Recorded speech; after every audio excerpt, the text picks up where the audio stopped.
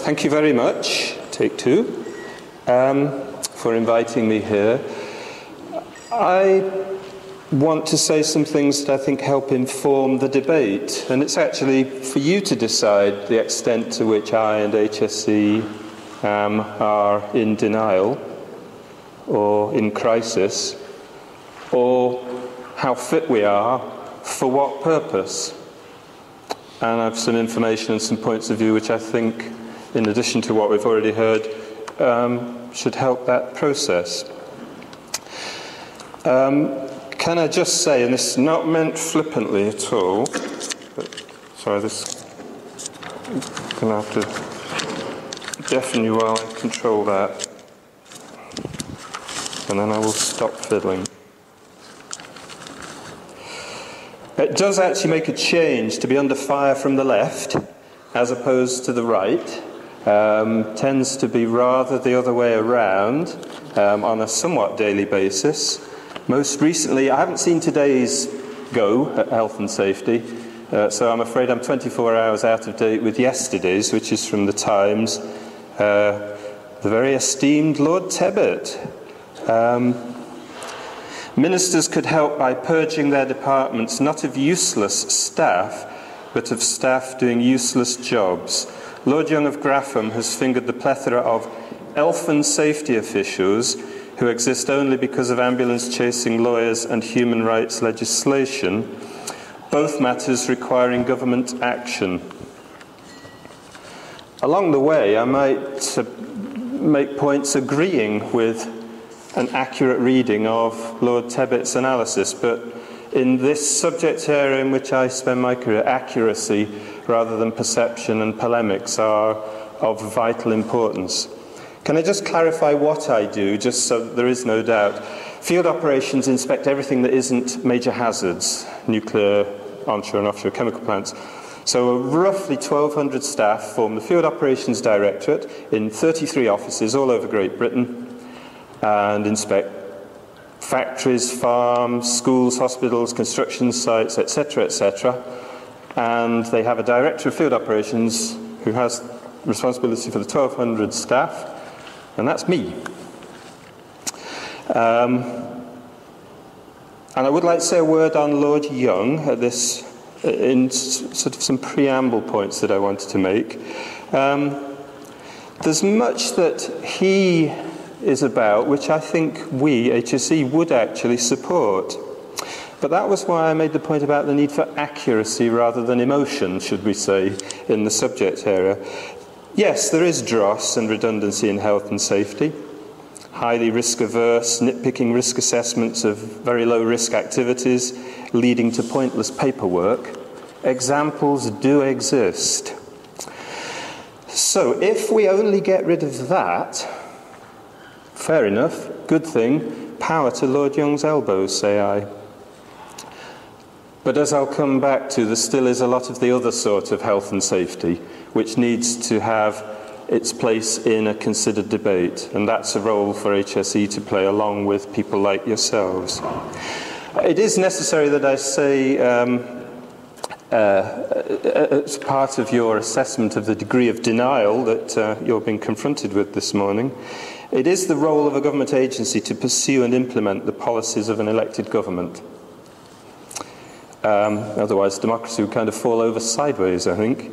But of course also, and importantly, to inform, influence and help shape those policies through intense interactions with the Lord Tebbits, the Simon Jenkins, the Lord Youngs of this world. And we are busily doing that. And we hope, and I'm sure others are as well. Just a little bit of a reminder about Lord Robins rather than lengthy quoting, because he is where the Health and Safety at Work Act, and therefore its child, the Health and Safety Executive, comes from.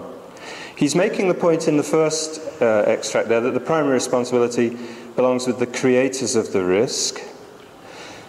But also, can you just look at the other part of the phrase there, those who work with them?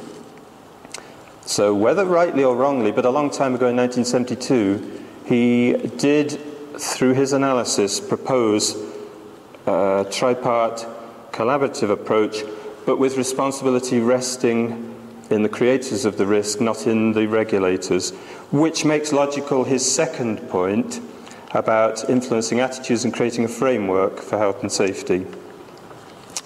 Saying which, in the PDF version of the report, it's page 73, and so numbering, I'm sure, should be the same in the final thing.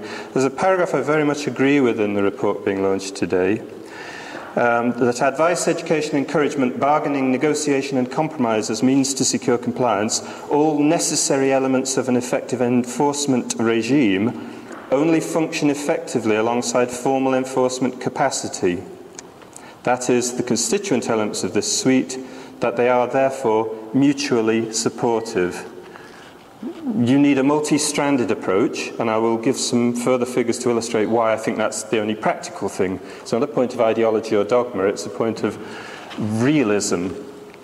But yes, it has to be underpinned by a credible and active formal enforcement capacity, of course. So I agree with that. And in passing, when you have copies of this, you'll see the second half of that is just reminding us all about the overwhelming evidence regarding the crucial role that workers' organisation within and around workplaces plays in improving safety protection. To which I say, here, yes, I agree. The evidence does support that, and I'm very clear to inspectors that they should engage with worker representatives in every contact that my staff make. If you think I'm in denial or just blagging to get out of the door alive, you do have the benefit of one of those inspectors who is sitting about 10 feet away from you, Neil Hope Collins, who will speak. I can't be here this afternoon, I've got to leave at lunchtime, so I won't hear that. But if I'm spinning a complete yarn, you will hear that from a very well-informed source, as it were. So,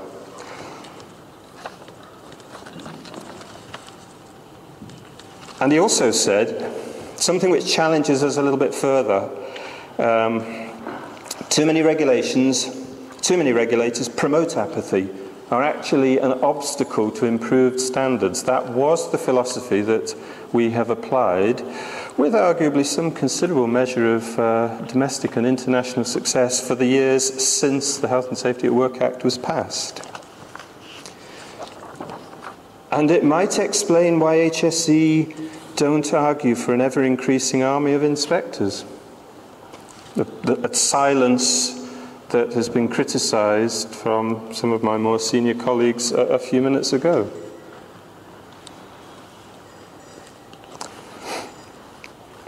In terms of employee fatalities, it is of course correct that this is not comprehensive. Everybody whose death relates to the work that they did, or they were made victims by somebody else doing their work, such as a patient or a pedestrian knocked over by a working vehicle, for example.